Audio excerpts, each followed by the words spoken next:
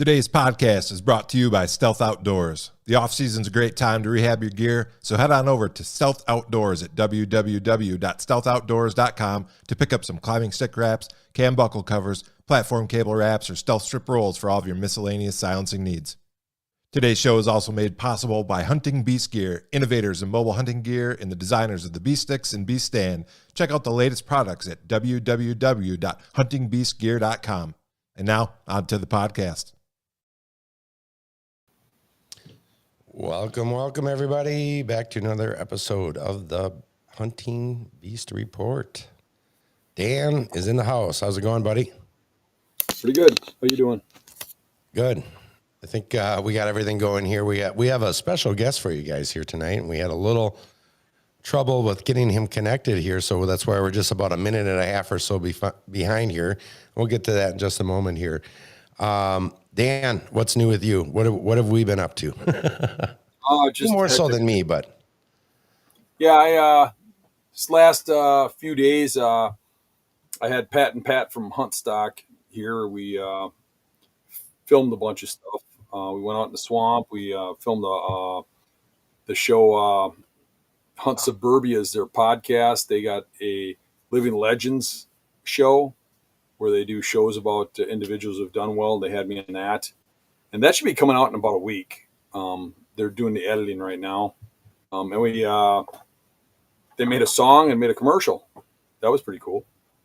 It's very cool. I was actually going to ask you, I mean, we could have played it here tonight, but it's on the Hunting Beast YouTube channel. If you haven't checked it out yet, it's pretty phenomenal. And when you had sent it to me, because we were together on Friday, we were doing a little trudging around the old swamps there in your stomping grounds, and you were showing the guys some of the spots that you've killed some of your most legendary bucks, anyways, at least a couple of those spots. And they left on Saturday, and then Sunday on Mother's Day, you're sending me this video. I was like, holy cow, that they really got that together quickly. Yeah, they're good. Yeah. It's really great. If you guys haven't checked it out, make sure you head over to the rest of the stuff on the channel and check that video out. It's kind of catchy. In fact, we got a little distracted here with getting Lou ready to go here, but I was like, I might sing a few bars here for everybody as I introduce Dan tonight. And then, if you guys can't tell right now, my voice is already pretty shoddy the way it is. I don't know if I've got hay fever or some sort of, if it's allergies or sick or Dan dragging me through the marsh on Friday. It's one of those things. What I had was deadly. Was it? I got that. Oh yeah, it was bad. I just have not been feeling 100%. I mean, I feel physically better other than my sinuses and my, it's everything's in my like headspace here. But going through that marsh on Friday was an eye-opening experience. I told you I've hunted some marshes before, but not cattail marshes to the level that you do and what you had shown me on Friday and Pat. I'm like, first off, I wasn't feeling the best in that, and I'm the guy in the back. I'm trying everything I can to not be up to my armpits in bog water. Well, it would help if you didn't wear girl shoes. Girl boots. I thought we talked about this. We weren't going to go there. That's all I heard was the wife's Uggs. I'll cross the line. Sorry. That's okay. Like I always say, I got thick skin. They just weren't as tall as your green leaves. And after seeing your green leaves and how well that those things can handle it, I'm getting myself a pair, that's for sure, now that my lacrosse are shot. The Arxis. And we got to get that added to the front of the Beast Report. That's added. Yeah, we absolutely do. We will get on that, amongst other things here. It's not like we haven't been busy or anything. I know. It's always things to do. A lot of great stuff coming up on the horizon. It's an exciting time for everything going on with the Hunting Beast, and privileged to be a part of this journey here with you. So, but I think without any further ado, we should probably bring our old buddy Lou on here. He's sitting backstage. Lou, are you ready for us? Thumbs up if you are. Okay. Let's bring Lou on. Ladies and gentlemen, you know him, you love him. It's Uncle Lou from Stealth Outdoors. How's it going, old buddy? Good. You sound like it. A little stressed out. Is your blood pressure coming down a couple notches now? I'm not good at technology. It hates me. You figured it out. Yeah. The camera was unplugged. I didn't know. I'm like, usually you hit a button. It's crazy. Sometimes I hit the button and it doesn't work, and somebody else hits the button and it works. Well, isn't that how it goes sometimes? We had an issue with Dan even here. I had to back out of the system and bring it back up. Like, I could hear him, but he couldn't hear me. You know, and of course, it's always like 15 minutes before a show starts. So, you know, yeah, we didn't get no pre-planning at all. About a half an hour early to pre-plan, and we didn't.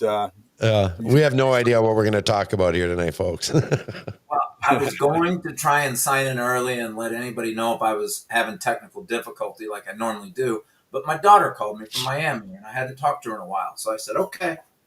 So I told her that I was gonna be on the Beast show tonight with you guys. So hopefully she chimes in. We'll see. Sure.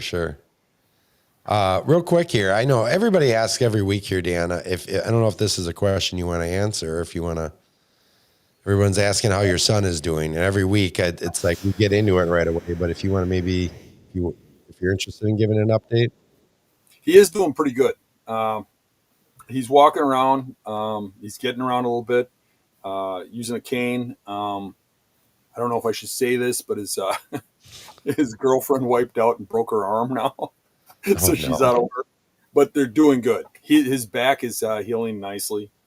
So, he'll be okay, I hope. You know, I'm sure there's always going to be something lingering there, but I am impressed by how well he's recovering. But, as young guys do. I think if that happened to somebody my age, I think you'd have issues. I'm hoping he doesn't have issues for the rest of his life. I mean, he's got a lot of pain still, but he's still moving around. I mean, a little ahead of schedule. So good. If anything, I worry about him trying too hard to, you know what I mean? You do have to, push it a little, but I think he's pushing a little too hard. And it's like, ease down, man. You got your whole life. Don't go damaging it again. Yeah. Well, the apple doesn't fall far from the tree, right? Yeah. Would you have been taking it easy? No, probably not. All right. Well, I just wanted to cover that here real quick because I feel like every show it comes up and we never really get to it and stuff. So thought we'd go ahead and clear the air on that, so I'm not getting messages all night long about how your son's doing. But really glad to hear that he's on the mend. I'll have to go into the app and see if I can see the names of everybody who gave him something. I'd like to have like a gathering at some point, like somewhere, maybe at my house if I can fit everybody over here. Yeah. Park, but it'd be nice to just do something with everybody. Sure. That was involved in that. Show the love. Really appreciate it. Yeah. I could even kick James' ass down there and make him show up. All right. So Lou, how the heck are you? That's a pretty snazzy shirt you got there. Look at that thing. Is that me on there? It looks like you, Dan. You know what? Pretty much. But hey, Scott, do you mind if I ask you something? You've also had something going on in your family. How's your brother Drew, if you don't mind me asking? Oh yeah. Oh, I appreciate that. So he's doing better. I don't know. Those of you that follow me with Midwest and that, my brother co-hosts the show with me quite frequently. And he ended up in the hospital over a week ago with sepsis. This is like the second time he had it. So he is out of the hospital. He's on the mend, very, very slow because this isn't his first go-around with sepsis. And if you know anything about it, it's a very serious infection. It can kill you if it goes untreated. And even while it's being treated, it's quite serious. He had such low blood pressure and so many bad reactions to different meds that they were trying with him. The recovery is very slow, but he is happily at least mending at home and not being in the hospital anymore. It'll probably be a little bit before he's able to get back to work. They say, like, especially after the second time you've had sepsis, that it takes quite a while to recover, that you get like this sepsis.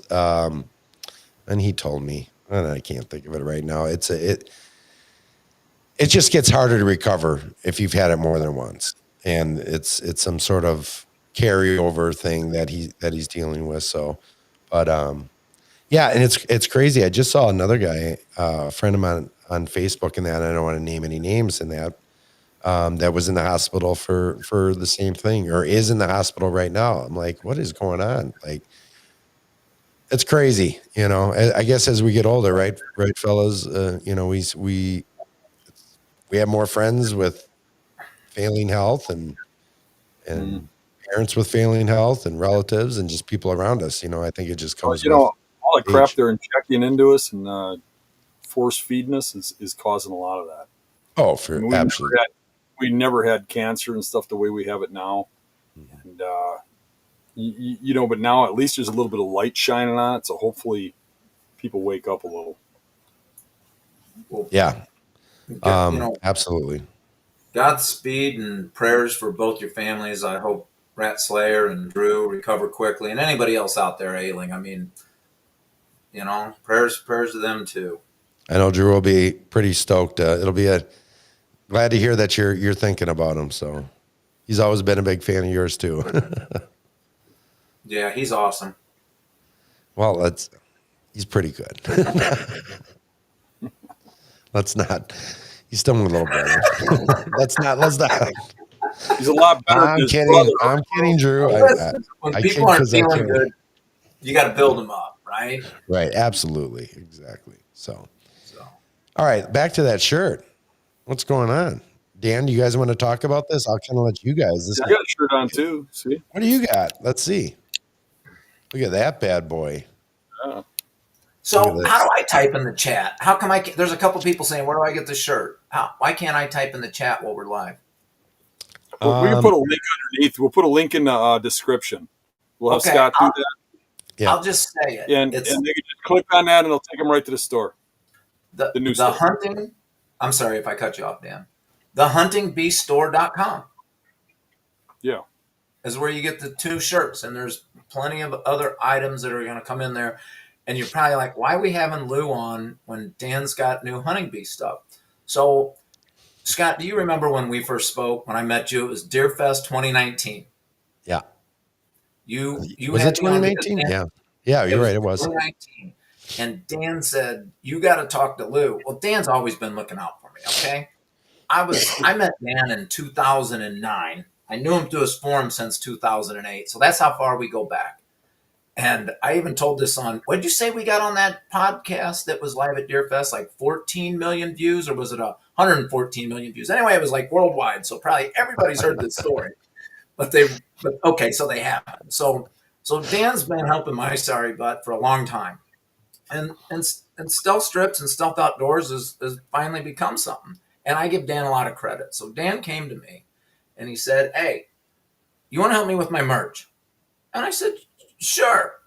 And all of a sudden it turned into a new logo and a rebrand. And I think some of the logos you showed some of those tonight.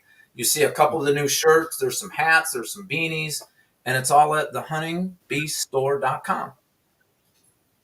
These are the first 2 items. There's a lot more to come. A lot more to come. Yeah, this is just like a starter, like a tease. We're really going to get into some good stuff. The big thing with it is that I started doing well with the shirts and the hoodies and stuff like that, and I really wanted to expand that and go beyond. But it needed its own brand because the Hunt and Beast brand is really like the brand for Hunt and Beast gear. And Hunt and Beast and Hunt and Beast gear are 2 separate companies. And in order for me to do contracts with other companies and stuff, I had to separate the 2. So I kind of like the idea of getting into a brand that goes back to the roots of the beast, where we actually had a beast as the logo. there's something about that I like, and got a few good guys I'm working with Lou and Alan, and I think this is going to be something big. We're really working on some cool stuff. I don't really want to say anything. I want it to come out, but if you guys like what we're doing, hopefully you buy a shirt or something and help support it and help fund the new stuff we're going to put out. It's been fun. I mean, these things take so long, don't they? I mean, Dan, we've been working on it for a while behind the scenes, a long time. I don't know why things take so long, but it does. It always takes longer than people realize. And Dan, you get it too, and you throw ideas at people, but I get people come to me with ideas and are like, you should do this, or have you ever thought of this? And it's like, yeah, but you always have something that you're working on. Like that's the problem that people don't understand. Like, people will approach me and they'll say, I've got a great idea. And I'll go, I don't have, that isn't in my wheelhouse. Maybe talk to those guys. Then, I might even make an introduction. And those guys, being another company, they might not want to talk to you because they might be working on something similar. And if they're not working on something similar, they're working on something, right? Everybody's always working on something. And so great ideas are a dime a dozen. It's the development, getting them to market that just takes a ton of work. It really does. Right. This is the right partnership because I can, promote and sell and stuff. And you've got the warehouse and the shipping. Where I was having a hard time doing warehouse and shipping with my merch, keeping up with it. But I mean, it was putting a damper on my videos, damper on my hunting, things like that. I'm spending too much time working on shipping merch and stuff. Where I could put that in your warehouse, you're already doing that. You already have guys assigned to do shipping and stuff. And then you had a good design connection, and both of us had good connections for where to get stuff. And it's just all around, we all got really good inputs for this.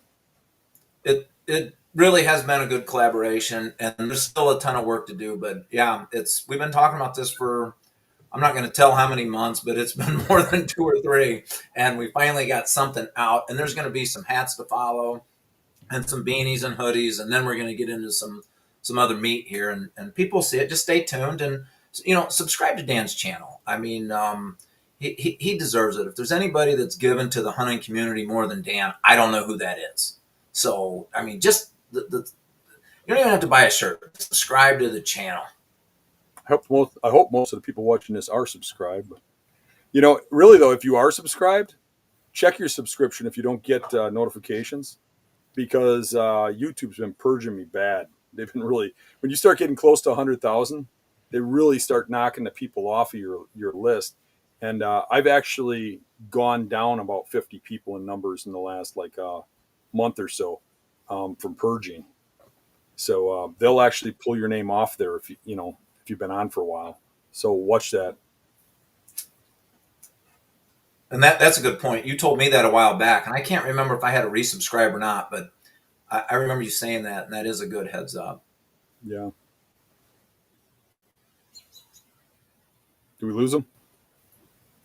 There he is. Oh, we lost the host?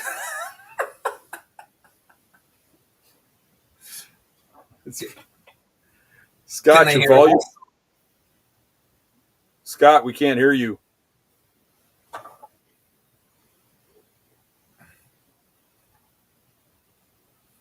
Let's see if he's having. I think he's trying to fix it now. We're just going to talk while he's out. He's got to fix what he's got going on. Dan, you think everybody can hear us? Yeah, I think so. All right, I can hear you, and we'll let Scott pick back up. So, gosh, I've never really interviewed you. What is the question? You remember I asked you this at the Mobile Hunting Expo? So let's talk about something important. I mean, we're both going to Huntstock this year. There you go. That's going to be cool. I've never been out east, so a lot of people are excited about me going out there. I'm gonna fly out. You're gonna drive out. We're gonna meet there. We're gonna have the new merch there, and I'm gonna have me and Scott are gonna do some live shows there, and I might even get a day to go out in the woods. You're nuts when you go do these things and you try to get a day to go out in the woods. But no, that's cool. I've been out east quite a bit. Never hunted out there, business, and even visiting family has taken me out there a few times. But I'm telling you, that Western Massachusetts, when you see it, I went out there for the first time. I went to Connecticut. Um, when I graduated college in 1990, I went to Connecticut, and then we went up to Western Mass and up into northern New York, Cranberry Lake, not far from Lake Placid. Most people know where Lake Placid is. That's where the 1980 Olympics were. So I've been out east a bit. Beautiful country. Wait till you see this area. Nice. Am I back, guys? Yeah, Scott's now. back. Yeah. It's kind of been a weird night for technology, but anyways, as you guys were, carry on. We were talking about Huntstock. Well, waiting for you to come back on, but I have a technology curse and I've learned it's contagious. So I'm going to apologize for that. Yeah. But Dan, you've never been out to Massachusetts or just haven't been out east? I haven't been past Pennsylvania. That's about as far east as I've gone. So I'm sure you see it with hunting beast and even beast gear stuff. It's a great market. There's a ton of people out east, obviously, and we do a lot of business in Pennsylvania, New York, Massachusetts, Vermont, Maine, New Hampshire. I think all those states are going to come into that, and that's the area where like tracking and that northern country, that's just such a cool area. They got a lot of tradition up there, and I'm excited too. I've been wanting to go to Huntstock. Yeah, they got a hell of a lineup for that show. They got Barry Wenzel's coming. They got Eberhardt's coming. They got Hell Blood. They got a whole bunch of big tracker guys from out there, and everybody's doing seminars and stuff that they don't have shows out, here in the Midwest that have lineups like that anymore. They used to in the past, but they'd have one person, and it would usually be like a professional deer farmer instead, where they actually got some hunters lined up. I think it's cool as hell. It's a little higher end, a little more costly, but they weed out the riffraff and just get good guys in there. Hey, can we ever do any breaking news? Like Alan just sent me one of the hats, and we don't have the hats in yet, but I mean the T-shirt just came in. Want to show it? Can I share this? Sneak peek? Yeah, go ahead. Look at that bad boy. What is that? I should know what that is. That Cryptic Raid? I think that's Cryptic, yeah. That's Cryptic Raid with a chenille patch. This is the kind of stuff Alan does. Dude's a genius. We're working with the right people here. A chenille patch. I mean, who even knows that word? Sounds pretty fancy. That's a chenille patch. That's nice. I think Scott, didn't you date Chenille back in grade school? Grade school. No, this has been fun. I'm gonna. I think in high school. I want to say high school because I don't know when you got with your wife. So. Her name was Chanel. You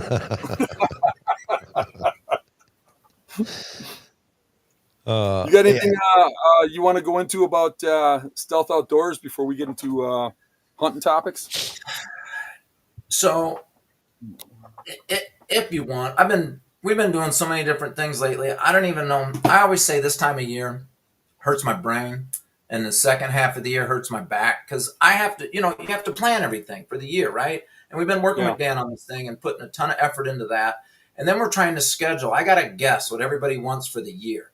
And we've had a couple of big customers come in and actually project this year instead of us just looking back and getting ahead of it. And I don't know if people know this, but we've really started to wholesale quite a bit. When we started in and we didn't start in 2010. We started way before that, and we were going out of business until we met Dan.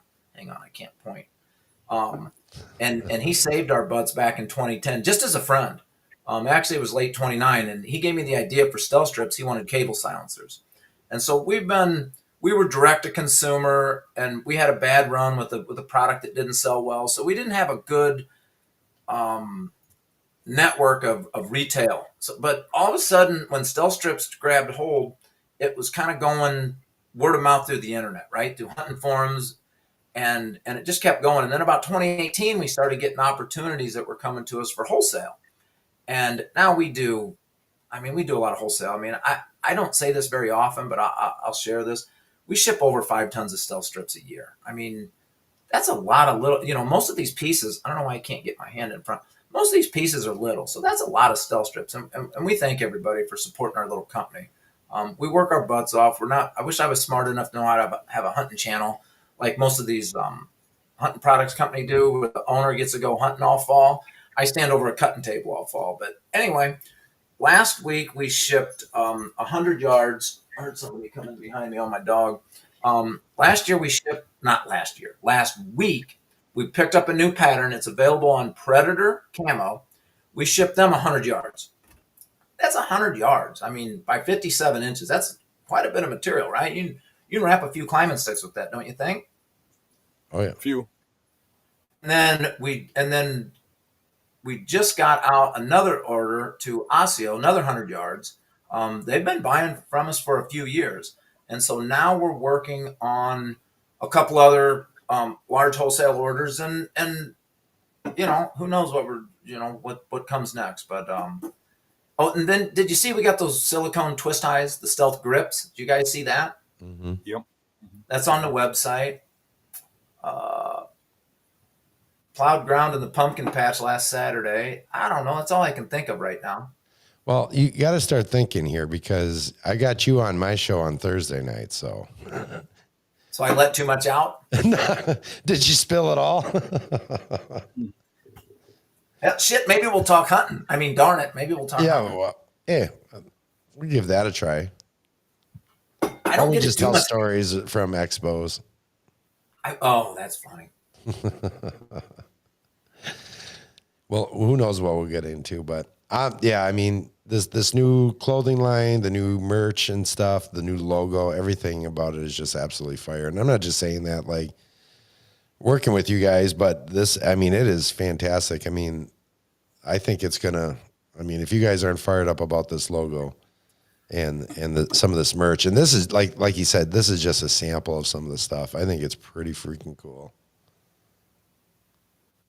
Thank you, Scott. That means a lot. I know you work closely with your good your friend who had passed, Jason, and he got into some logos and printing and stuff like that. Oh, yeah. So that means a lot coming from you, and hopefully the public supports it. I mean, there's so much thought. Gosh, one of these days we should have Alan on. That dude has such a big brain and is such a deep thinker.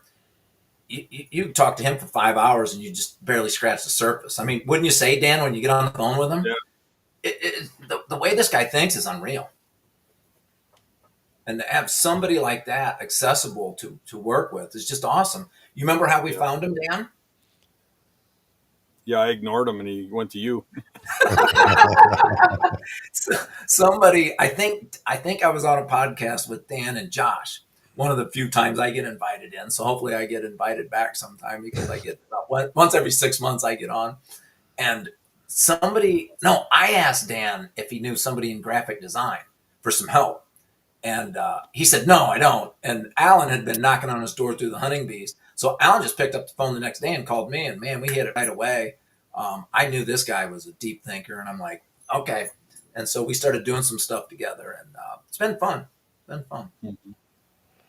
So we got a question here from Justin. He said, I must have been on the website right before the update. I haven't seen any new gear. It's not on there just yet? Oh, it's on there. It is. Say the website again. thehuntingbeaststore.com. Got to be in that. Yes. The store. Yep. Exactly. The Hunting Beast Store. It's not the one attached to my website forum, and it's not Stealth Outdoors. It's its own page. It's its own page, but actually it's going to redirect you to Stealth Outdoors. So you can go to Stealth Outdoors too, but the link we're going to put up is thehuntingbeaststore.com. That's how you write to it. Yep. Everybody knows Hunting Beast. You just have to put a the at the beginning and store at the end and .com, and you'll get there. And when this is over, Scott is going to put a link in the description. Mm-hmm. So right at the top. You bet. And that's where you can get this. Or how do I point it, Dan? I can't point it, Dan. We call them the creature tee and the Hunting Beast logo tee. That's Pretty sandstone fire. And pepper. Dan's in sandstone tonight. I'm in pepper. Very good. All right, Lou. Well, we really appreciate you joining us tonight and talking with everybody about the new merch line and some of the things you got going on. If you guys want to find out more about what Uncle Lou's got going on these days, you can tune into my show, the Midwest Racks and Rods Outdoor Show, found on YouTube as well. Lou's going to be joining me and possibly another guest. So stay tuned for that. There's Thursday night live on YouTube at 7:00. Shameless plug right there. Yeah. All right, Lou. Thanks for joining us. We'll see you Thanks, soon. Lou. Thanks for having me. Have a good show, guys. Thanks. Yeah. Good stuff. Always great talking to the old pal, Lou, right? Yeah. You think we've got anybody left that still wants to hear some hunting talk? Hopefully. You guys want to talk some hunting? You guys want to talk about the topic at hand here tonight? We actually got a question here. What happened with the Wisconsin buck thing? Dan, I honestly, I haven't heard anything new. Have you? Yeah, that 300. Yeah, well, as soon as investigations start, everybody gets quiet. Yeah. So it won't be till he gets charged that you hear something. That woman that shot the 100 deer, she got charged and she got really slapped on the hand, just hardly anything. Oh my gosh. And that's local right here. That's in my neck of the woods. I was in Washington County, and everybody's kind of in an uproar about that one. Yeah, I mean, you take a guy who, who really wants it so bad, he crosses the line and shoots one in a that graveyard or whatever it was that kid out east. And what did they find him? Like unbelievably amounts of money in jail time and stuff. And not to say he doesn't deserve it, but this woman she took minor kids out, and you got to wonder what was going on because they weren't related. The woman was in her like 30s or 40 or something like that, and these kids were teenagers, these boys, and she took them out thrill-seeking, shooting animals out of car windows, and they shot over 100 deer, and they also shot all kinds of other animals. They're cutting the heads off the big bucks. The rest of them they're just leaving lay to rot. Or at least I thought they had even brought one back to the house, like a wounded. Yeah, they threw it in the trunk and then brought it back. They shot it, wounded it to the point where they could catch it, caught it, brought it home to their house, tortured it. Yeah. And they just got basically a slap on the hand. I mean, it was like a drunk driving ticket. Well, I know we don't know fully. Yeah, we don't know what the charges are against the juveniles because that stuff they won't release at least until a certain point.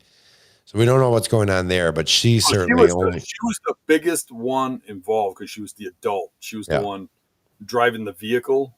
Mm-hmm. She was the one organizing this, and she got the most, obviously. So, and she got nothing out of it, really. Yeah, it was a shameful thing that comes out of my county here, and it definitely has a lot of people very upset. But with that said, Dan, we had talked about this the show idea for tonight, right? And we talked about being never satisfied. Never satisfied is how we titled this episode here. When you brought this idea up to me, first off, I mean, you explained, kind of your thoughts on it, and I said, that's a really good idea. But for everybody else that just kind of read the headline there, why don't you go ahead and tell us what never satisfied means to you and what kind of brought this subject up? Well, what I was thinking is how impactful our mentors are, especially in that growing period. Like when you first start hunting, and even more so if you start as a kid. Your mentors are really important in forming you later in life and your opinions and everything, whether you believe it or not. Yeah. And the thing with me, I think one of the driving forces with me was both my mother and my father. My father is what brings up the title Never Satisfied. My mother was the type who she was always, a loving, caring person, but she never told you what to do or told you how to do something. She just had her way about giving advice, right? She's the one who taught me how to use a compass, how to read a map, clean animals, game animals, how to process them. Instead of telling me how to do something, she'd tell me a story of my grandfather hunting on her side, or fishing, or something, and she'd do it in a way she'll learn a thing or two. Sure. My my father was, if you look at him, he grew up in the 1930s. He was born in the 1920s. He went into World War II as a teenager. He quit high school, he quit school in grade 8 so he could get a job and not have any of that money, but the money, and his parents forced him to quit school to get a job to pay his way in the house, to pay for his food. He came from the Great Depression. So they had to survive by looking for mushrooms, picking wild nuts, catching bulk fish, things like that. And those people in those days, they learned to never speak up to adults, to never question things, and to expect certain things and stuff. So my father, what came out of that with him was a man who never really talked much at all. If he said something, it had great meaning. He just said exactly what needed to be said, and that was it. And it was straight to the point, and kind of a disciplinarian, and kind of a little scary. Those people weren't afraid of anything. He came out of World War II. I mean, he had to fight for his life. He had to fight for the people that were around him. He watched all the people around him die.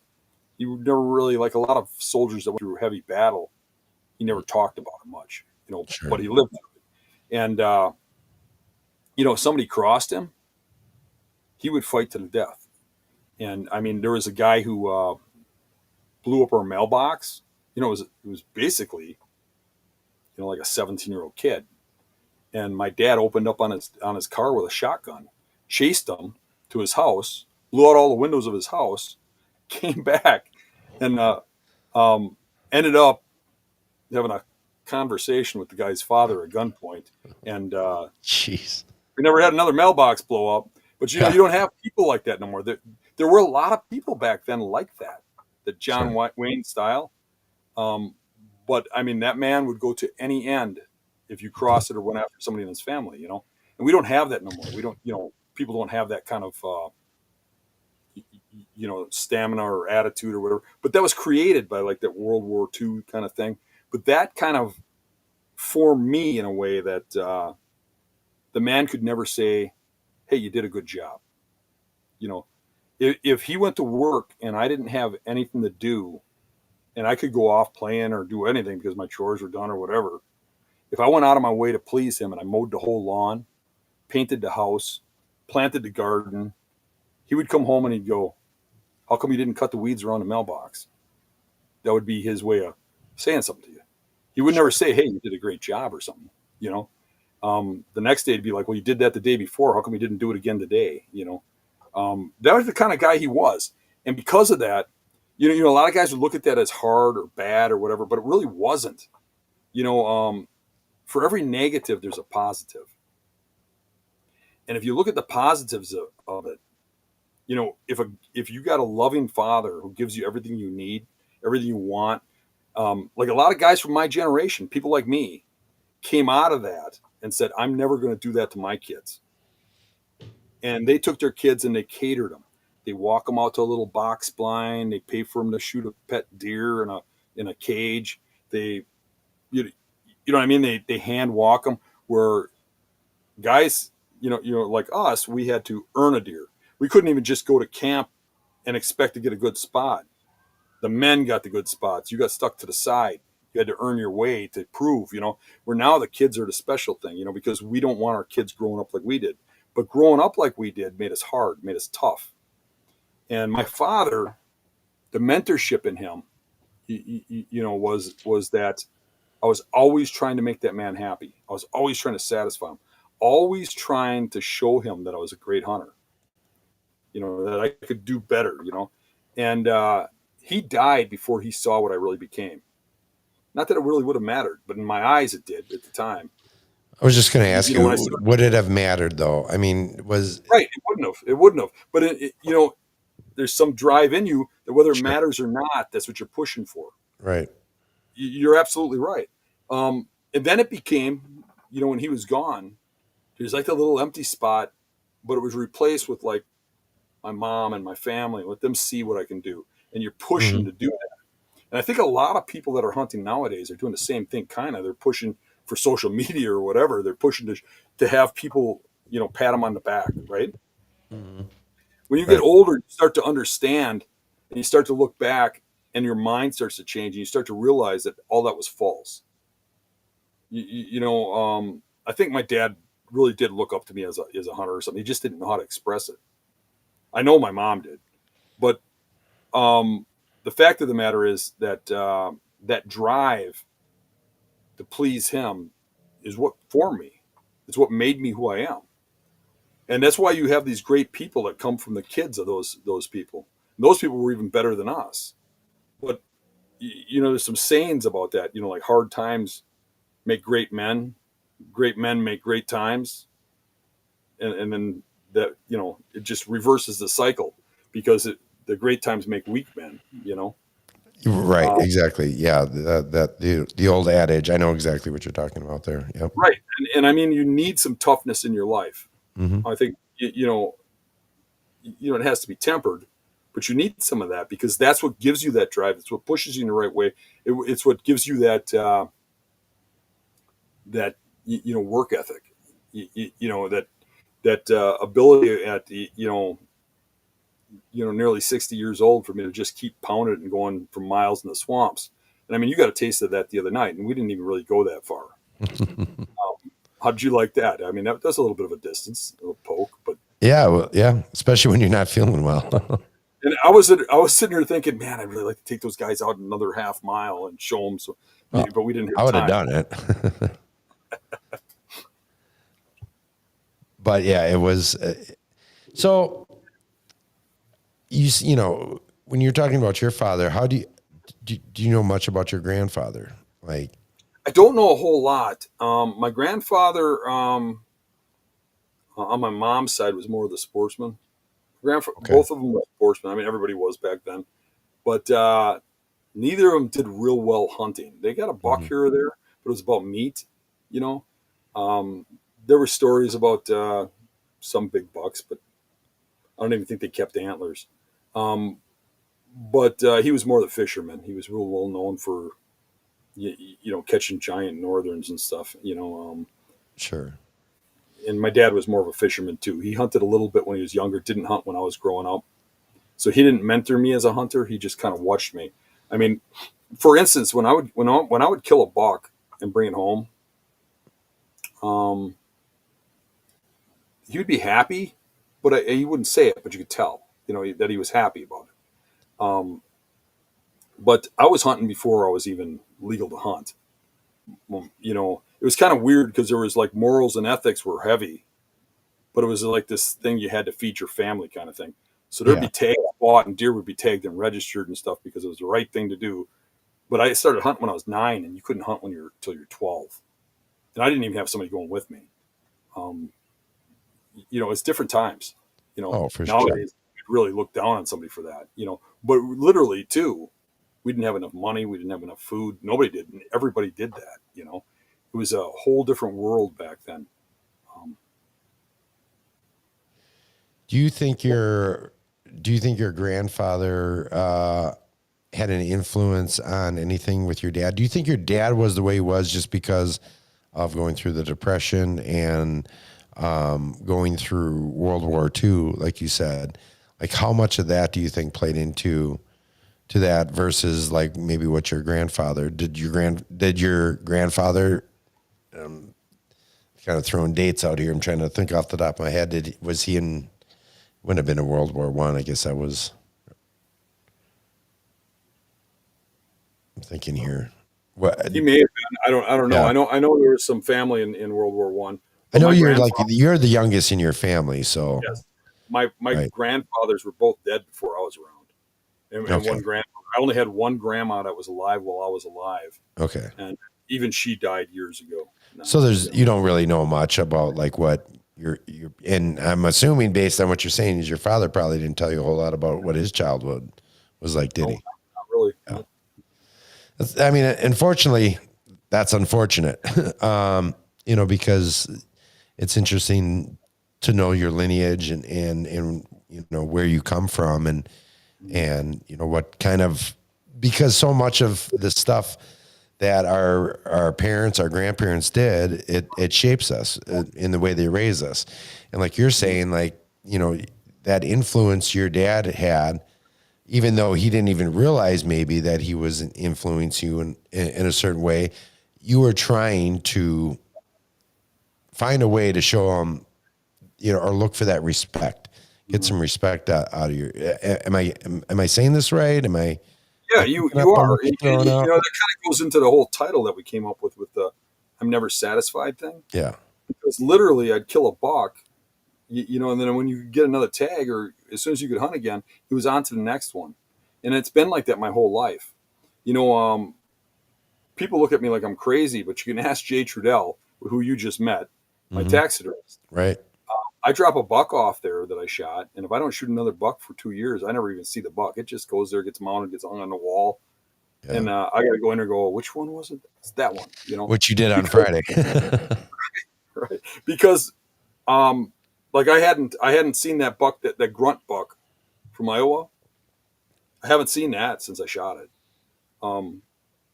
But and that's 2 seasons ago, but really once one's shot, there's like a little short period of, hey, look what I did, look what I got, to my friends or whatever, or to myself even maybe. And it's right back into hunting. Usually it's pretty much right back into hunting. It's like, where else can I get a tag? What state can I go to? Where can I head to get on to the next one? But sometimes if it's a grueling season, there'll be like a 1 day break or something where I actually say something like, I ain't gonna, I'm done for the season. I've had enough. I've pushed it, and I've put my wife through this. I've put my family through this. Yeah. I'm just gonna kick back now and just hang around home. That lasts about a day, and all of a sudden I'm back in it. I got to get out. There's that drive. I'm never satisfied. I'm always on to that next one. I'm always thinking about that next buck and going after it.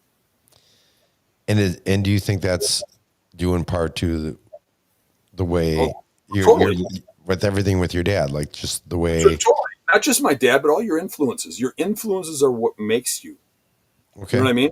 If you grew up in a family where it's all about meat and stuff like that, I can see lean in that way. Now my family was, but I had this passion for antlers, and I had other influences that drove that. Because it ain't just one influence, right? I think the big thing with the antlers was right about the time I started, getting really good at killing deer.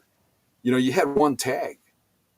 You killed that deer, and it's like, now your season's over. And if there's bigger deer out there, you're like, well, why ain't I? If it's that easy, waiting for a better animal, and you start waiting and you start doing better, and you start catching some attention. And then we had a guy up the street, Todd Kuzmick was his name. And he was probably about 10 years older than me. And he would kill good bucks. And he'd come over and start checking on me because he heard about me or whatever. We started getting together and hanging out and stuff and hunting together. And I remember a little bit of jealousy because my dad kept saying, well, he's a really good hunter. But he wouldn't say that about me, And I remember that there's this little bit of competition between us. I mean, not to the point of like the spiteful or something. Friendly competition. Right, exactly. But we'd go out and he'd show me something, I'd show him something, and we'd see who got a buck or whatever. And it drove me to get bigger bucks. So that was the mentor that kind of put me that way. Even though he wasn't a huge mentor in my life, he was a mentor, and he did start that evolution of going down that path. And it wasn't, right after getting into him and competing is when I shot the mentor buck, the one still one of my biggest bucks, the first real giant, mature buck that I shot. And I hunted that deer for like 4 years before I killed it. But I was hunting it in the time period that I was hunting with him, kind of competing, kind of growing. He was even hunting that buck, While you were hunting that buck, were you killing other bucks though? Yes. Yeah. Like you were settling, would you say?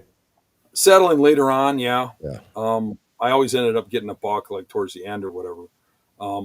But I tried to hold out for him. I wasn't shooting anything real tiny kind of thing, but there wasn't a lot of big bucks around.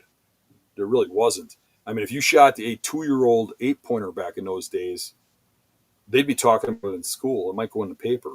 I mean, not a lot of people shot big bucks. You know, and a 2-year-old 120-inch buck would cause attention. You know, where nowadays people would be like, "Why'd you shoot that?" Right. I was in a local paper here back in '89. You know, for shooting a 125-inch 8-pointer. You know, like Yeah. it's just yeah. And I'm talking over a decade earlier than that. Yeah, exactly. I mean, even a decade earlier, you're talking really, yeah. That's it changed a lot. I mean, and then it really, I mean, '89 was just on the cusp of things like really blowing up throughout the '90s and stuff. You know, where that drive for like really big bucks and stuff. And mine was a public land buck too for that one back in '89. Yeah, it's crazy. It's like, you know, we talked about this, you know, just briefly, you know, about this subject here tonight, prior to the show, or earlier in the day, and I sat there and thought to myself, I'm like, well, you know, who influences me? And I mean, outside of my father, but in a different way than with you, because my dad was a hunter, right? He's the one who got me into hunting and that, and that I don't think like sports was really the thing that where we connected, other than, you know, watching football or something like that. But other than that, it was like when it was time for him to start taking me hunting at 10 years old, and just spending that time out there. I mean, that completely changed the trajectory of my life. Now, did it veer off here and there, you know, through some of those years? But absolutely that happened. But I always end up coming back to hunting. And so that he was a huge influence. And I think about it every time I'm in the woods, even though he's not hunting anymore. He'll still come up to like deer camp and things like that, but he's not spending the time in the woods like he used to. But he still comes up, and I think about it all the time. Every time I'm out hunting, every smell I smell out in the field, and that reminds me of those early days in the '80s of being out there with him and having that special bond with him. So, I mean, my relationship obviously was a little bit different than yours. Where yours was, you had this drive to show your dad, like, this is this thing I'm good at, and that, like, be proud of me, you know, give me this recognition, give me this respect, you know, or show me something here, right? Yep. For me, I also wanted that, but not in the same way, because my dad was proud of everything I was doing, and by my teenage years already. Late teens, you know, in my early 20s and stuff, my dad's telling me, he's like, you've grown leaps and bounds above me already. You know, the fact that back in those days, I would check out every book from the public library that Leonard Leroux III wrote. And, you know, I mean, I was sick with it. I was obsessed, and I researched and I started looking at maps, you know, as a 12, 13-year-old, and trying to read maps and understanding, you know, how deer movement would be. Not really having any clue, right? But that's how you figure it out at an early age is, you know, you start learning topo maps and you spend time out in the field. We did grow up in the '80s with our family owning a smaller piece of property. It was like a whole big family, like my grandparents owned it in the Cedar area. It was a small property. We never really hunted it, but we were surrounded by a lot of public land, a lot of paper company properties.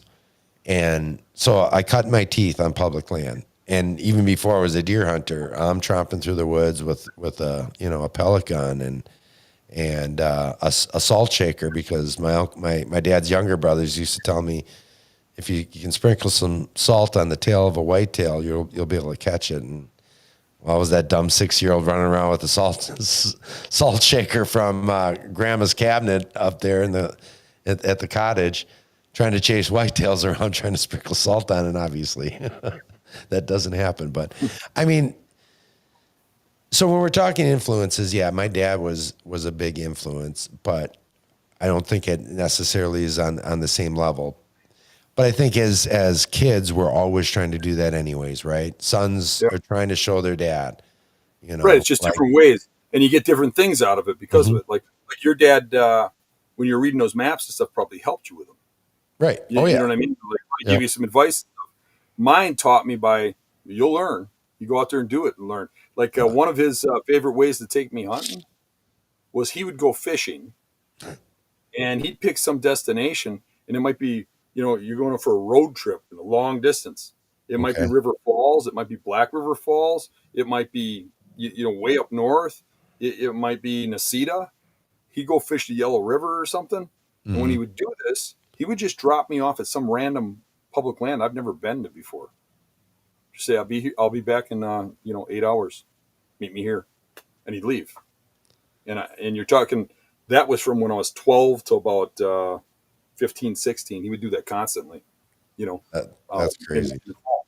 And that's how I learned how to navigate. That's how I learned the differences between hill country and big woods and marshes and swamps.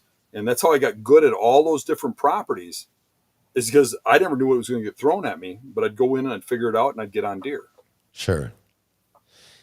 Yeah, my experience was definitely different, for sure. I mean, and it wasn't as in your face as I would say that is, or like really throwing you, feet first into the fire, feet first into the water, and trial and error. But it was also a lot of just like allowing me to be feral, Yeah. and explore and not having parents that were helicopter parents like we see so much nowadays. Granted, we live in a different world. If you're not living out in a rural area, you really have to be careful. There's a lot of nut jobs out there, and you got to really keep a closer eye on your kids than I suppose my folks or your folks did. But You know what? You say that, but back in those days, there's a lot more like random killings, serial killers and stuff. They got away with it. well, I was almost There going to really say, was. There probably wasn't as many people on drugs and stuff as there is now, yeah, or at least the hard drugs. But there was really some whack job people out there, especially people that came back from Vietnam and stuff. There's a lot of people Sure. that just lost their minds. Yeah. My mom used to worry. She'd be like, "You can't just let him out in the woods like that." And my dad would be like, "Shut up. He'll learn. He'll learn. right, That's how you learn." Yeah. And I was gung ho. I mean, otherwise, what was I doing? You know what I mean? I Mhm. wanted to be hunting. That's how I hunted. And Yeah. to me, it was like if I fail this, they won't do this anymore. I won't be dropped off. I have to be back at this lot by this time. And I got a mission here, and I can find a deer. What do I got to look for? And I would just go out there searching and finding, okay, where do deer hang out, and read the woods and figure it out. That's how I figured out where they bed in hills. That's how I figured out where they bed in swamps. That's how I figured out transitions and edges and marshes. And it's because I was put in a situation. It was almost like every one of those was kind of like a mini, public land challenge, which is Sure. kind of why that I love that hard thing. I still to this day, I love being thrown into an area I don't understand or have never been at. I love those hard situations. And the trouble with that is when you're trying to make money doing a show, like a hunting show, Mhm. or even trying to survive as one, people don't want to watch you go someplace and fail. But that's what I enjoy. I enjoy going to the UP and just dropping into some big woods where everybody else is failing and succeed. Or, just some random place. And it's because of that upbringing Yeah. that mentored me into that. I think honestly, I think there is a percentage of audience out there that they don't want to see you fail per se, but they can I guess not find enjoyment, but find the appreciation in failure, because we all fail, right? I mean, and that's what makes it real. And so much of the TV shows you see nowadays, it's success, but that success sells.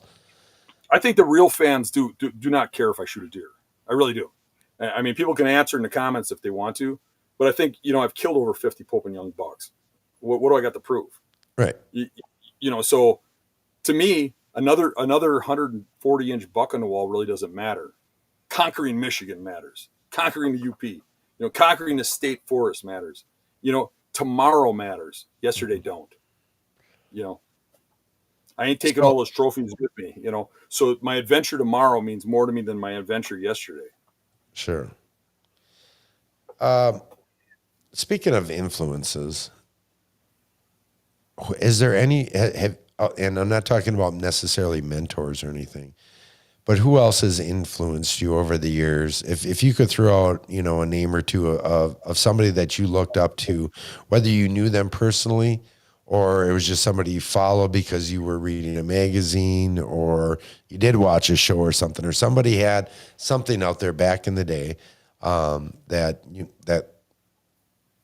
whether you were emulating, and I highly doubt you went that route.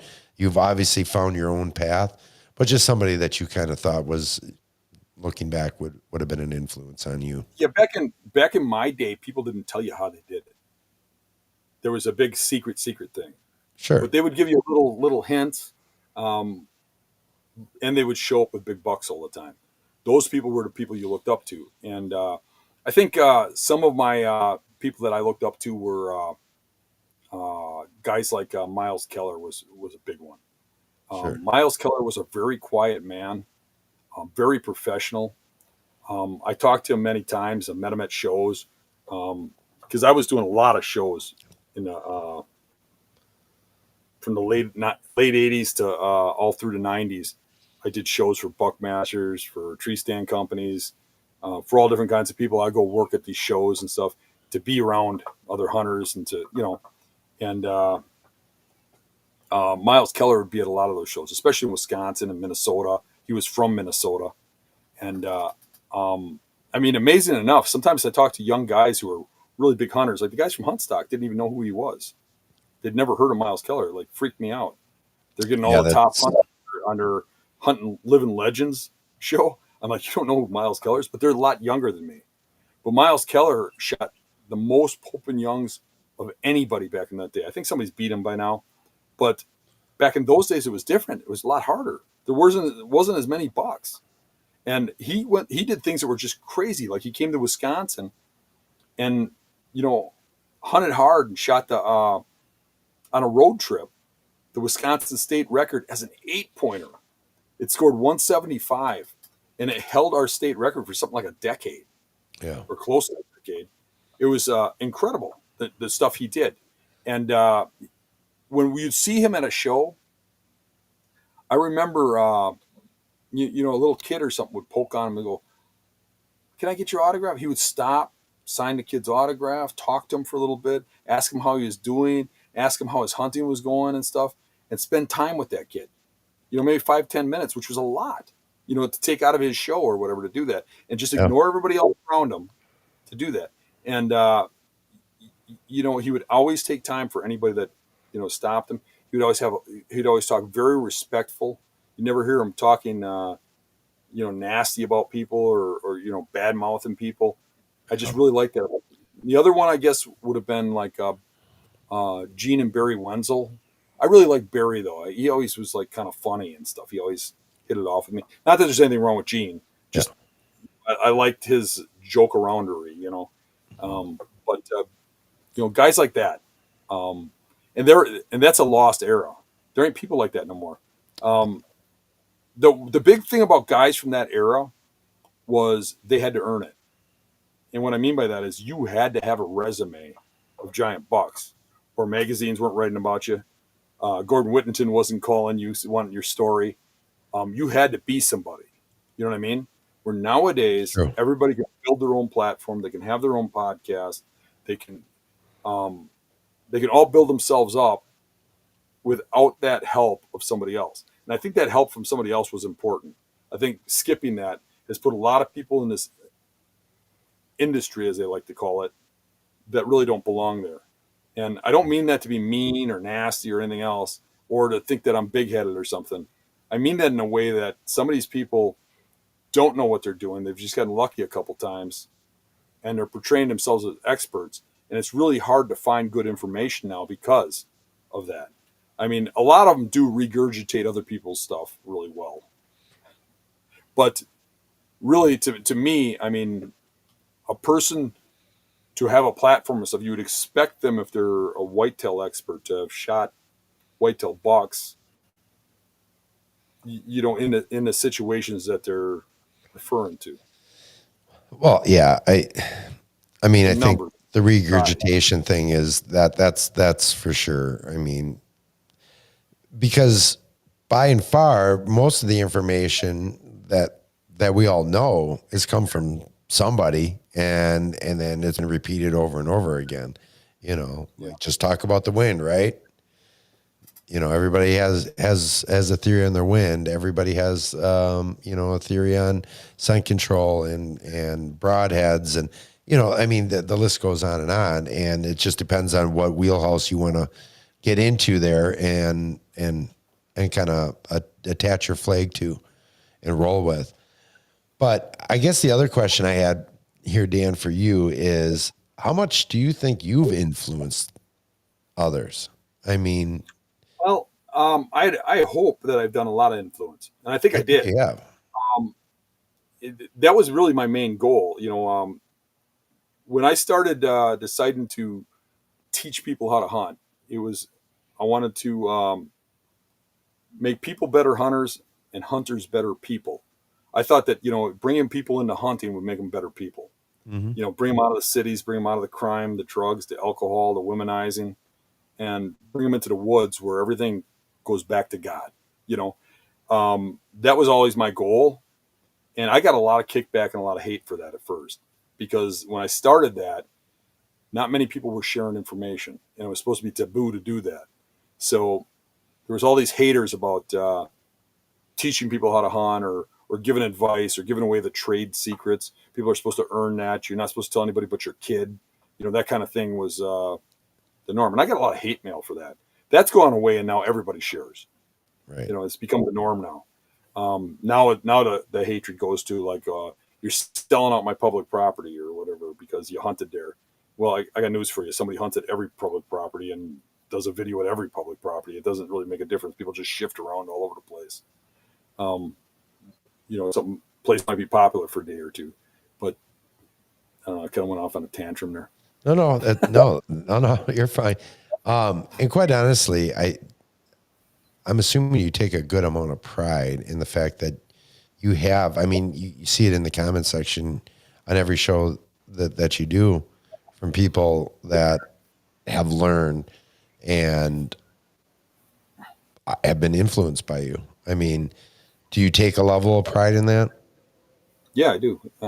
Yeah, I do. I think I do make a pretty big influence, even if it's just a little bit. But what I don't want is people to be like clones of me. right. I want them to take what I've given, what I've learned and I've given back. I want them to take that, become good, get better, and take it to a different level. I want them. I really, one of the main things I want to get across is, just because somebody says it, even myself, you should question it. You should question everything.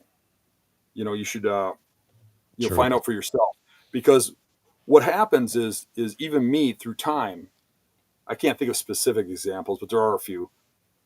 You start to you have a mindset on how something's going, and you see it work, and you try it again, and you see it work again, and you see it work again, and you see it work again, and then you're locked solid. This is how it is. And then you hunt over in, say, Minnesota, in a similar situation, but there's something different there.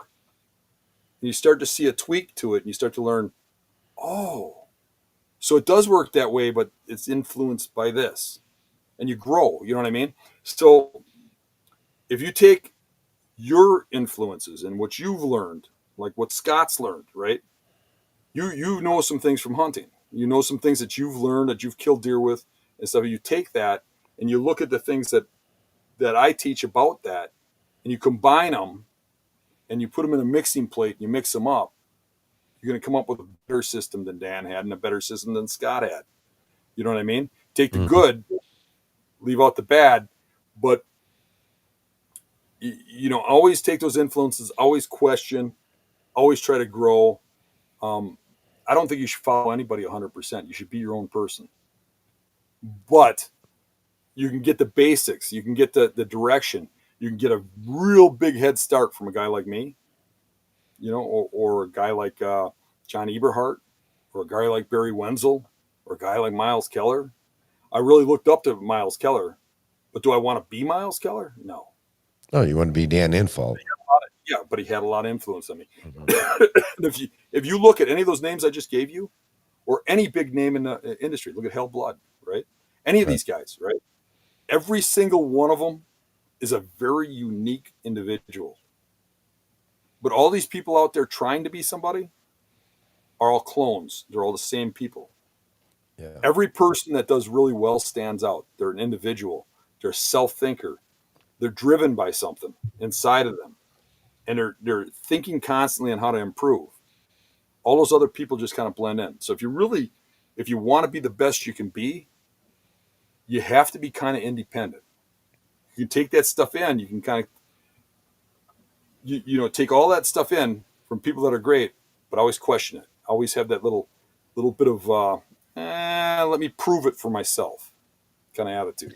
Right. Just don't take everything word as bond, right? Figure it out for yourself. Apply to the areas that you're hunting in in those applications, and question everything. I mean, I think we should do that with everything in life, right? Question everything. There's a lot of people in this world. Just look at politics. Yeah, I'm not going to get into politics, but on both sides, where they believe everything their party says. Right. That's just crazy, because they're trying to sell you something to anybody else. Exactly. Yeah. Think for yourself and apply the tactics and see what works. And then sometimes, in different areas too, I think, wouldn't you agree that one area that somebody's hunting versus another, there's going to be some tweaking that's involved, that not everything's the same. Like deer behavior isn't always exactly the same from region to region, or even from property to property, from public to private, I know that's huge, because whether it's public or private, a lot of guys lock onto a property. Yeah. I think that's a huge mistake, because you learn that property, you don't learn anything else. If you just rotate through the same stands over and over again, you never grow. That moving around, that shifting around, that's what makes you grow. I resemble that comment there. But not completely, because, I be honest with you, I still do get out public land hunting. I try to every single year, because I don't want to lose some of the skills and that I've learned over the years. And I do still enjoy going out and doing a lot of public land hunting. Not a lot, but I do like doing some. And I have a feeling there's going to be more in my future. Dan's going to drag me out to a swamp somewhere and leave me for dead. I'm going to go fishing up in Park Falls and drop you off in a public woods. Back in 8 hours. I know how to teach you. I'm getting a little old for this, Dan. I'll tell you what, though, guys, it's no joke. I wasn't feeling 100% up to par, but I know Dan wasn't feeling up to par either on Friday. Like, he was losing his voice as well. Yeah, I was sick. And we're trudging through this cattail marsh, and my boots were not as good as you and Pat's, but I'll tell you what, I was like, this is no joke. I'm like, there is not a chance I'm shooting anything out here that isn't worth it.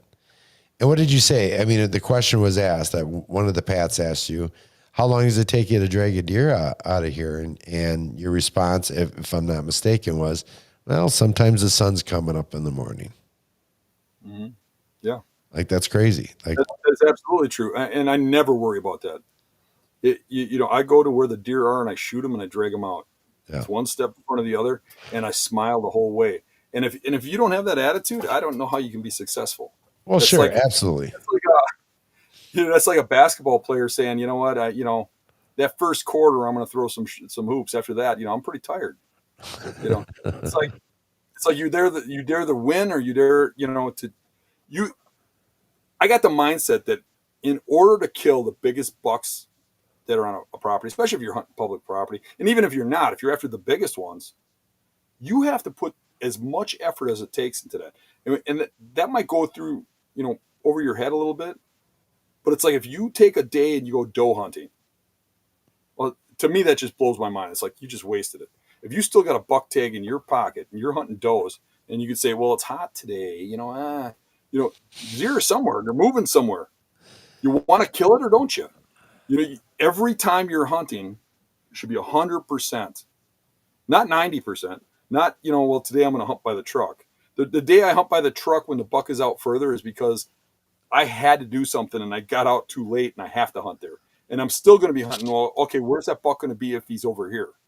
But every hunt is 100% put into killing that mature buck that I'm after, or I just don't feel adequate. I wouldn't even go out. Again, I resemble that comment. Well, okay, no. So, would you say that applies for both hunting public and private? Yeah, I do. That attitude, like I don't think people are going to fully agree with me on that, but I do. So let's say you got let's just take like a 50-acre parcel, for example. Yeah. And it's opening it's second weekend in September, or second weekend of archery season in September. It's 88 degrees, and we know it gets like that. And then are you still busting in on a property like that and going in hard, or? Let me tell you a little story. I did the stats on my bucks. I expect nothing less. The top percentage of my bow kills, the highest scoring ones, came from early September and hot days. I believe you. I don't listen to that bullshit. I just go hunt. Where are they going to be? Yeah. I shot an iconic hunt. Many of the people watching this probably remember. Where I shot the 14-pointer on a water hole, where it jumped way up in the air and landed in the water like a cannonball. That hunt, a group of us went on that hunt. Only me and Rat Slayer stayed because it hit 85 degrees and everybody's like, the deer won't move. You know what I said? They're moving somewhere. Where's the water holes? Yeah. Where's the water? Where are they going to be today? And I went and hunted by the water. Killed that buck right off of his bed, the bedding that was off of that water. And if you look at that property that you're saying is 50 acres, and I know your point wasn't that, maybe you don't have a water hole, maybe you don't have this, maybe you don't have that. But if it's not the ideal time to hunt, and on that day in October or whatever, or September, when you're saying it's hot out, it is somewhere. You don't have to be. You're not restricted to hunt that 50 acres. There's nobody that put a law on you that says you have to be there. So like at any given time, as you know, I'm mostly hunting public. And last year or so, it's been all public. So at any given time, I'm hunting probably 10 or 15 mature bucks. I don't have to put time on this one if there isn't an opportunity to hunt him this day. I go hunt that one, or I hunt this one. You know what I mean? I go in for a move. I don't have to go and hunt that deer every single day. Now I can, if that deer's standing in an area where it's big enough and I can hunt around in circles around him. I can go in there and hunt him every day, especially if it's something so gigantic I don't want to hunt something else. But some of the spots I hunt maybe are 20 acres. Public land is 22 acres. I have one like that for one reason or another it's public, and I can get in there, and it's 22 acres. I can hunt one spot in there. I can hunt it once a year. I'm trying to get that timing right and go into that one hunt. But I can guarantee you the next day or the day before, I'm somewheres and in the same kind of situation. Sure. And the reason I'm having the success I'm having in an area where people don't have a lot of success on giant bucks is because I got that mindset. I'm always hunting a big buck. I'm always hunting a certain animal. And I'll tell you something else. If you look at the top bucks that I've shot, the top, let's just say the top 20 bucks, I would say 18 of them I was hunting that exact buck when I shot it. Sure. Well, that's why you're the hunting beast. Let me ask you this, though. So in those seasons like that you're willing to go in hard and say get it done in the first week or two of archery season, and that Is your plan always then to move on to another state? Or are you just waiting for your next egg here in Wisconsin for gun? If I don't have a buck tag in this state, I'm moving. I'm on the road. And has it always been the case, though? I'm still working and stuff, so I have a hard time with just doe hunting. I don't even, even if I'm in state, I'm not going to get off of work early and go doe hunting or something. What I'm going to do is I'm going to pound the hours so that I have more time on the weekends, and I'm going to take longer weekends and take 4-day weekends or whatever, or, condense my days to 12-hour days and only work 3 days and 3 days and have the days in between. So I have almost a week off to combine with vacation, and I'm going to go travel to some place and hunt hard out of state. But has that always been the case? Have you always done that? I mean, like earlier, in your... When I was a kid, I didn't really have the option. I didn't have the money. I would say that early, but, let's say you were in your 20s, early 30s. Oh, yeah, and I was always running around. Yeah, I was always running around. You would still go to other states. When I was in my 20s and 30s, I was way more hardcore than I am now. Sure. I think that a guy has a window. The window is there's a time period when suddenly that youthful energy starts to get enough skill and understanding to start really putting things together. And okay, now I figured this out to the point where I can kill bucks, big bucks. When that hits to a point where you start getting over the hill a little bit, where now all of a sudden it's like you don't have that want as much, that useful energy and stuff. And I'd say there's really about a 10-year window when you're really powerful, maybe 15. And for me, that was from about 20 to 35. I would say that time frame, man, I was killing bucks like you wouldn't believe. Because I just wanted to. I used to wake up at night and write notes down that I dreamed up, literally. Wow. And then go hunt spots. I would, if I thought about it, I would be thinking all day, whether I'm at work or whatever, where am I going to be? How am I going to hunt this? How am I going to get that buck? How is he moving through there? And I'd come up with something. I'd write it down so I wouldn't forget. And I'd have all these notes, and I'd go over them, and I'd have notebooks full of bedding areas and stuff and how these deer work, and I'd be studying them and trying to figure out exactly, what I got to do to kill that buck. And that's what was killing them. And to some degree, I don't think I was as good a hunter then as I am now, but I wanted it so bad that I made it happen more. You know what I mean? Sure. There's that point where you have enough knowledge, but that knowledge combined with the want and the effort and the work, made it happen. Sure. I mean, it all aligns with the fact that you are the hunting beast. I mean, it all makes sense. That's why you are who you are. Some degree, some people would look at that and say it's obsessive, and I need to see a psychiatrist. I mean, seriously, but that's what it takes to get to that extra level. Well, and it ain't no different. It ain't no different than somebody who's a top level basketball NBA star. It ain't much different than somebody who's a professional quarterback or something. They have to take it to that obsessive level to get that kind of success. 100%. Agreed. I guess my initial question there or whatever is, there's people that are watching that and they maybe only have the opportunity really, based on, for whatever financial reasons or life responsibilities, to hunt their home state. And I feel like there's going to be a percentage of guys out there that are going to be like, I am going to take it a little bit cautious.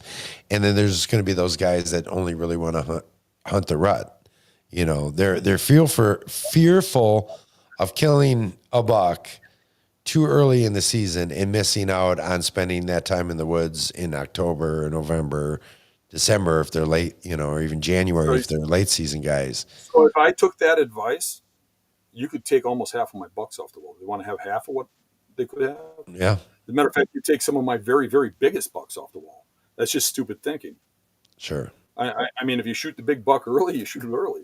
Yeah. I've had people say stuff like that to me, and I think it's just making up excuses for the way they want to be. Sure. I don't think they have the want or drive to hunt later. They'll be like, oh, the mosquitoes, this, that. Well, okay, that's fine with me. But you really got to decide for yourself Mm-hmm. what you want. I mean, when I'm talking about this obsessive behavior, I'm not telling people to be that. I'm saying that's what I was. That's where Right. I was. They can do anything they want to do, but if they're coming back and they're saying that, I would say that's probably an excuse. Sure. I think that you're going to see less bucks early season, but in my opinion, that first, depending on the state you're in too. I mean, like Wisconsin opens in early September. Yeah, That mid-September. first week of September, you've got some giant bucks moving like it's summertime. Right. Really, you're going to see less deer total. Yeah. But you really have some opportunity at some monsters, and the racks aren't busted up or anything yet, and that's when the Right. real big stuff is roaming around. Yeah, you're 100% correct there. Yeah, I feel like I've been there, done that before though too, where like I just knew like for whatever reason, I mean in many years past or whatever, like, I'm only going to be able to hunt Wisconsin this season for whatever reason, health reasons, for, financial reasons, whatever it is. And I have mistakenly passed up on really nice bucks opening weekend of archery season. Speaking of dads and influences or whatever, I showed video. This was it was like 10 years ago at least.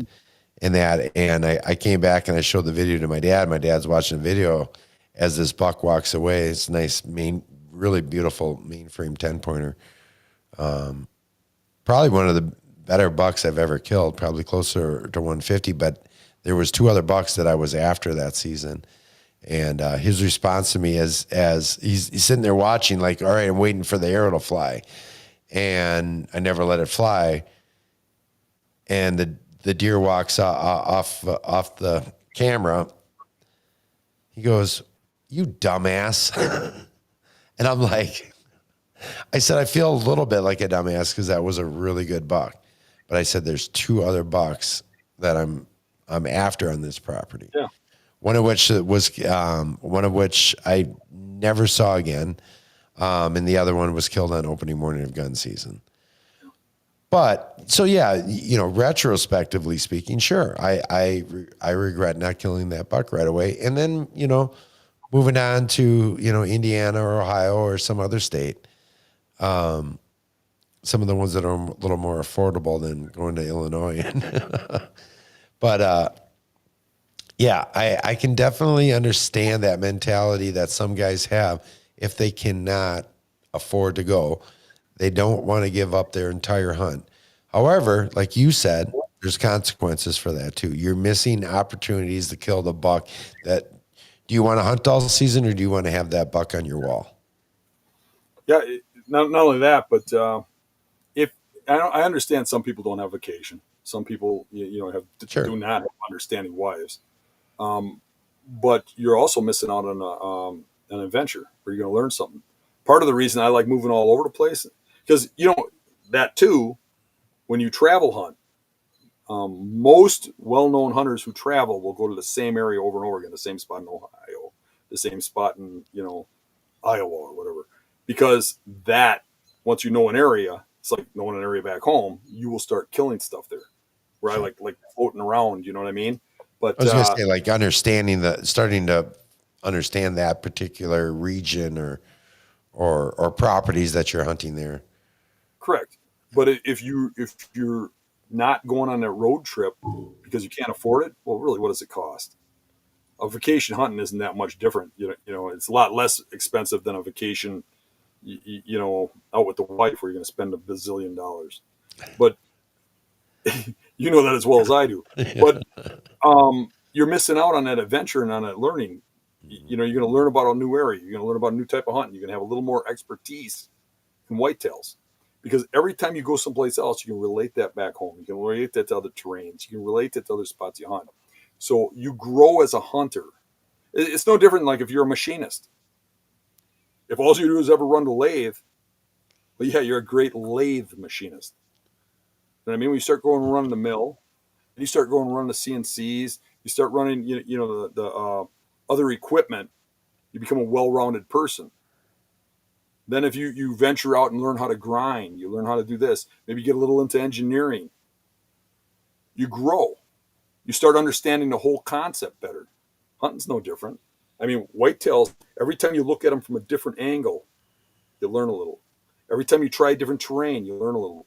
Every time you get out of your comfort zone, you should be a little.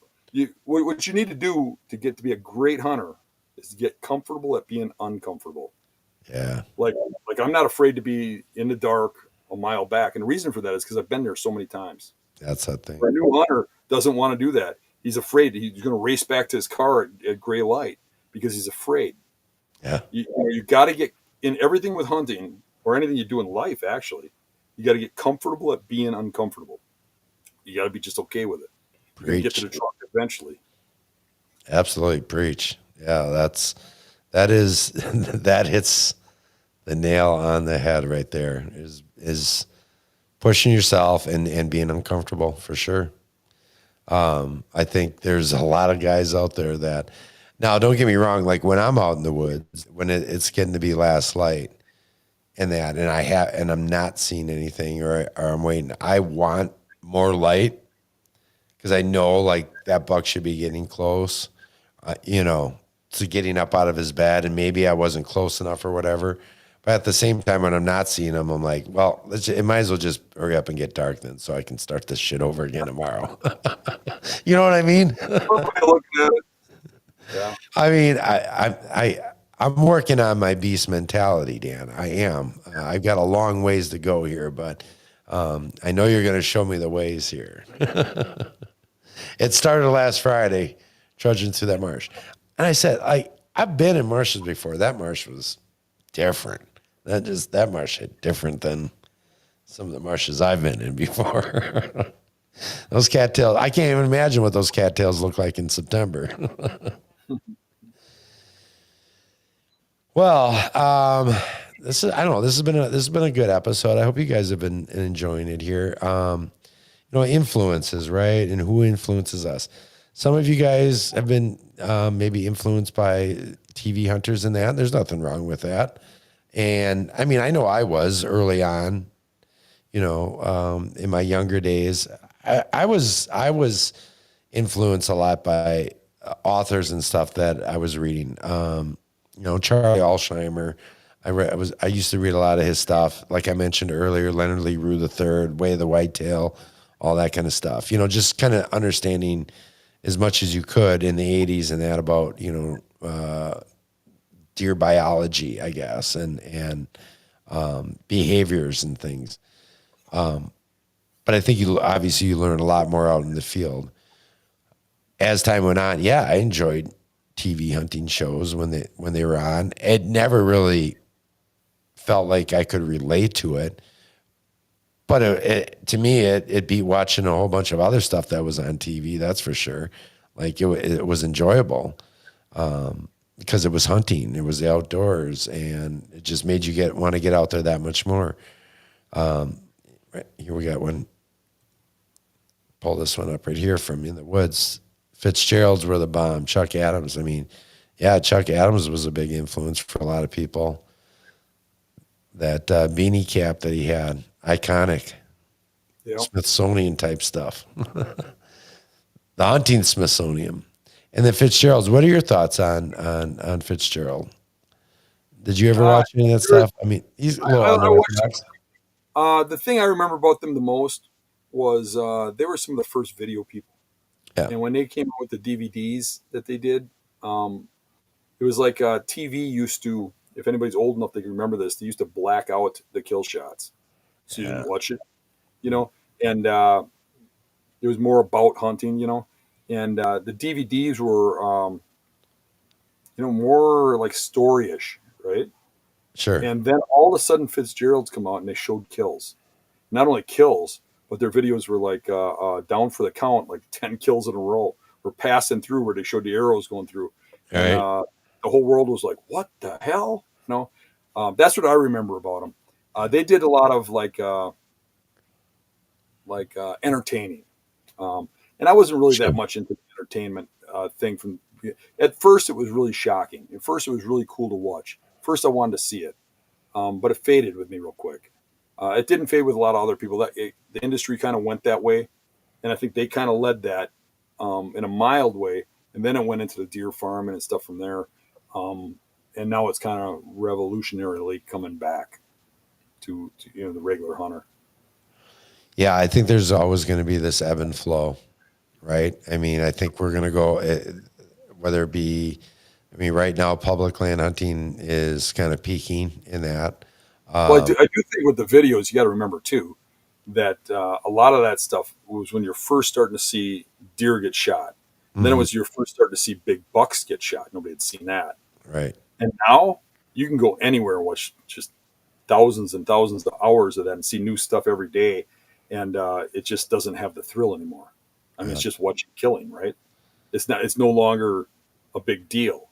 So now your new generation is more looking for educational tactics. They're looking for content to learn from. It's a whole different world. They're not looking for entertainment. What I've picked up from your fan base and I'm not new to you, Dan. Obviously, we've known each other for, the better part of a decade here now. And I've been following your stuff, and I would, on previous shows of mine on Midwest Racks and Rods Outdoors, I would reference you. And that was even before we had you on as a guest early on many years ago. I would say that what you have done for the education side is in that very upper, that 1%. And I'm not trying to blow smoke or anything like that. And I would be curious to hear from some of your fans or your followers, I should say, that those of you that are watching or those of you that catch the show later, let us know what it is that you like about these types of shows that we do, these lives, the videos and that. What is the content that you're looking for? What are you always looking to get out of Dan? I'm certain many of you are going to tell us that it's the education side. You guys all want to learn how to hunt like a beast, and that's great. And you're going to continue to get that content. But if there's other stuff that you guys want to get from us, and you want to hear stories from Dan, if there's specific topics, specific tactics, even maybe some guests that you'd like to see us reach out to and bring on for future show, we'd love to hear from you guys, because this whole thing doesn't work without you guys, and Dan's built up a large following, loyal following, and you guys are fantastic, and we appreciate all of you. I know Dan does too. I'm going to speak on your behalf here. But we want to hear from you guys on some of this stuff. So can't say that we're always going to go that route. But, Dan's put out a lot of content over the years, and we always want to try to put a different spin and keep things fresh and keep you guys coming back for more. So am I right, Dan? Yeah. All right, Dan, you got anything else tonight, or you think this is a wrap for another great show? It's a wrap. We want to thank Uncle Lou for joining us tonight. Again, if you guys want to see some more of that, come check out my show on Thursday night at Midwest Racks and Rods Outdoors. Link in the bio or in the description. We'll put up a link to that merch in there right after the show as well, so you guys can get your hands on that new Beast Gear merch, because it's pretty fire. And there's going to be a lot of cool stuff coming out. So a lot of great things are coming up with the Hunting Beast. And I hope you guys stick around and stay tuned and tell your friends to get on board, because we're going to have some fun here. Thanks, all right, guys. We shall see you soon. We'll see you next week with an all new episode.